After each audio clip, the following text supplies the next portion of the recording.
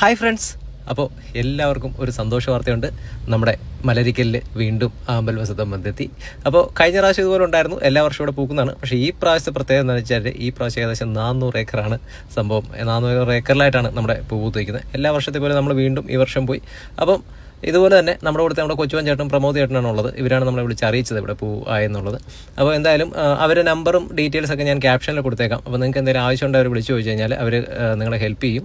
അപ്പോൾ അത് നിങ്ങൾക്ക് ഒരു ഉപകാരപ്പെടും. അപ്പം എന്തായാലും നമ്മൾ ഏകദേശം 400 ഏക്കറിൽ, അതായത് ഇപ്പോൾ കഴിഞ്ഞ പ്രാവശ്യം പൂത്തതിന് തൊട്ടടുത്തിട്ടാണ്, ഏകദേശം 400 ഏക്കർ പാടത്ത് ഫുള്ളായിട്ട് പൂത്തേക്കാണ് കേട്ടോ. കഴിഞ്ഞ പ്രാവശ്യം പോലൊന്നുമല്ല. പോയി കഴിഞ്ഞാൽ ഉറപ്പായിട്ടും ഇഷ്ടപ്പെടും ഇഷ്ടപ്പെടുന്ന പറഞ്ഞാൽ അത്ര ഭംഗിയായിട്ടാണ് പൂത്തേക്കുന്നത്. നമുക്കത് കണ്ണെത്താ ദൂരത്തോളം ഇങ്ങനെ നിൽക്കുകയാണ്. അപ്പോൾ കഴിഞ്ഞ പ്രാവശ്യം നമ്മൾ ബോട്ട് എടുത്ത് പോയി കഴിഞ്ഞാൽ ഒരു തൊട്ടടുത്തൊക്കെ ആയിട്ട് കുറച്ച് ദൂരം പോയിട്ട് നമുക്ക് വരാം, അങ്ങനത്തെ സെറ്റപ്പായിരുന്നു. ഈ പ്രാവശ്യം അങ്ങനെയല്ല, നമുക്കൊരു റൈഡ് പോലെ തന്നെ പോകാൻ പറ്റും. അതൊരു 1 മണിക്കൂർ എടുത്ത് പോകാൻ പറ്റും, അത്രയും ദൂരമുണ്ട്. പോകുന്ന ഒരു ചെറിയ അമ്പലമൊക്കെ ഉണ്ട്, നല്ല ഭംഗിയാണ് സംഭവം. അതുപോലെ ഒരുപാട് പൂത്തിട്ടുണ്ടെന്ന് പറഞ്ഞാൽ